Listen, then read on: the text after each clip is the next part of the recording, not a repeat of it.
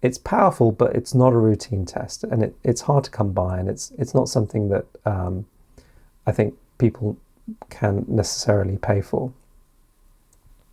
Part 3, when IgE tests are evidence-based. So let's be precise, IgE blood tests are supported only when used as part of a structured diagnostic pathway.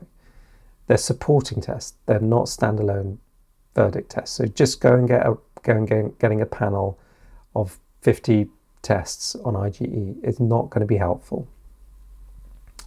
So when are they useful? First, when there's a convincing immediate reaction history. So you eat cashews and within about 15 minutes you get hives, wheezing, vomiting. That's a high pretest probability, and a targeted sensitized IgE to cashew in that context is going to be useful. It supports the diagnosis and helps with risk management while you wait for a specialist review. Second, when you need to prioritize the triggers. Sometimes the history says could be egg, could be milk, could be wheat. Targeting across that small group helps focus elimination and plan challenges more efficiently. The third is risk stratification. So for some foods, higher IgE levels do correlate with higher probability of reacting, but those cutoffs can vary by age, population, lab method, and they don't replace clinical judgment. So if you've just done a panel, you don't know what the food triggers are, you don't notice any, and you find 10 foods are in the red, which is what a lot of these companies do show.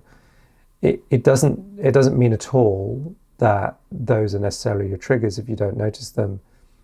These could just be sensitized tests. The lab assay could be completely different to another lab assay. Threshold that reading it out is different. So be wary of those kind of tests. I know people that spend £200-300 getting it, they just don't find it useful.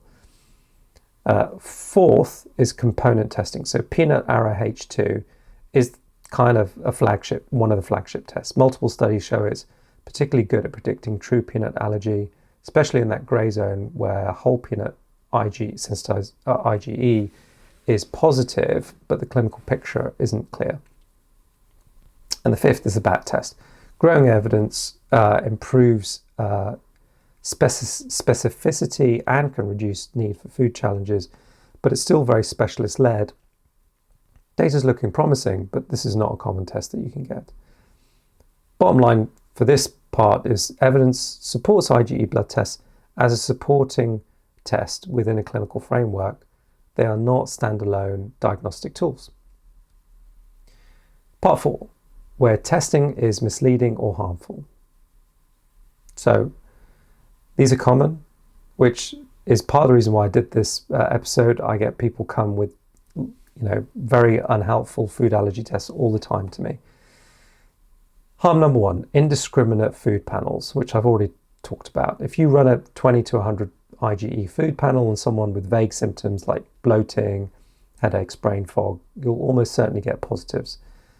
And the predictable outcome is unnecessary restriction of foods, nutritional compromise, anxiety around eating, and sometimes, this is the one that kind of bothers me most, is missing real diagnoses, which might be IBS reflux, migraine triggers, medication, or even worse. There are multiple societies that all explicitly warn against panel testing without a coherent medical history and immediate reaction history. Harm number 2, the eczema trap. So this catches a lot of families. People with eczema often have elevated IgE and multiple food sensitizations that are clearly irrelevant. So if you screen foods with IgE and eczema without a clear immediate reaction history to a specific food, you'll find false positives. Raised specific IgE and eczema is frequent, often meaningless, and screening is inappropriate. Harm number 3, false reassurance. So this one cuts the other way. So a negative IgE test does not mean no problem.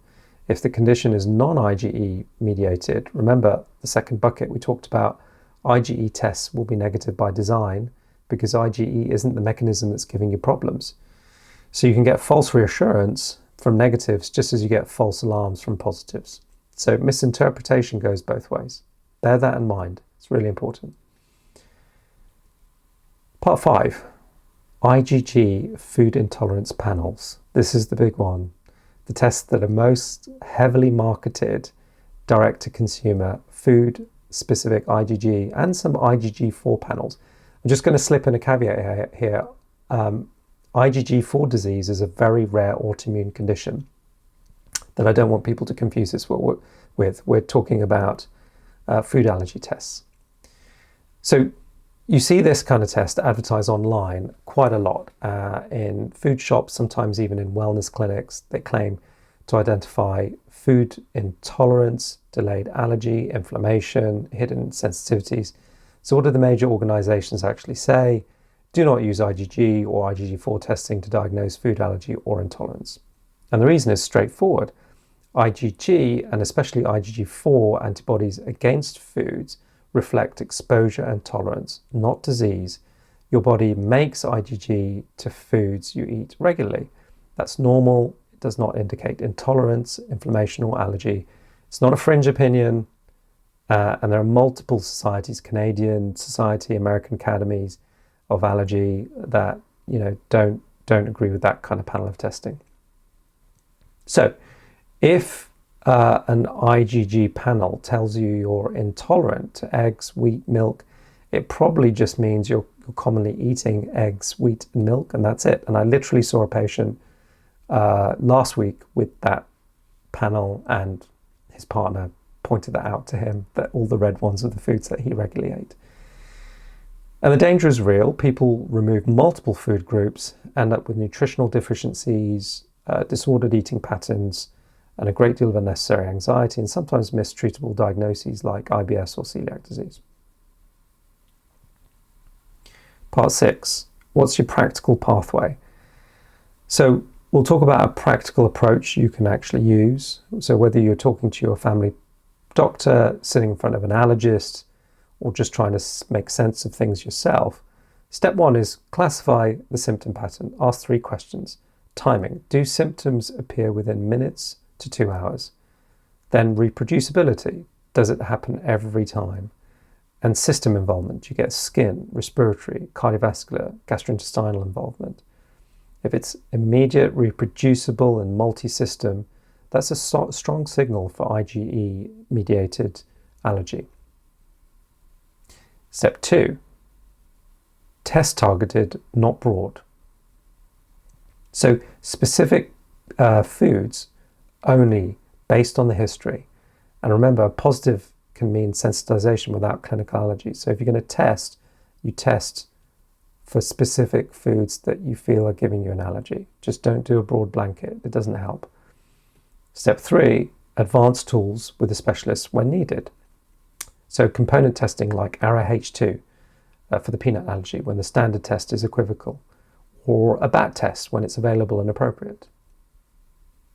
Step 4, remember the gold standard, supervised oral food challenge, still the reference standard, and when tests and history don't line up.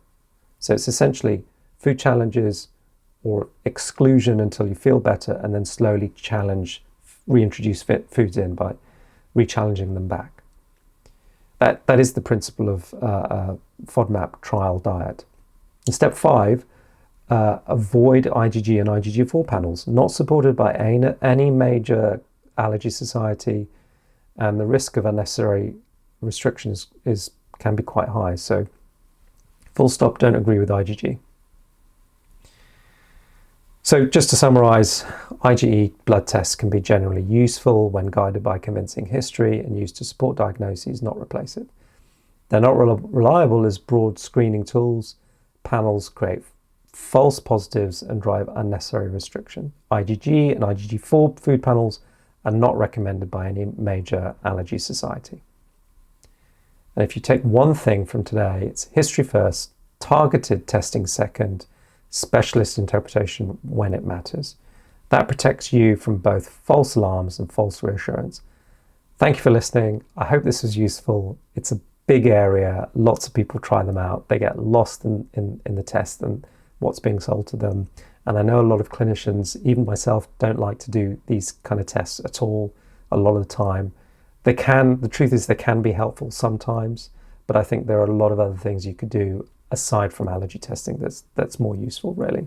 So until next time, look after your liver and your guts, and keep asking the right questions, and share this with anyone that you think might be helpful for them. See you next time. Take care.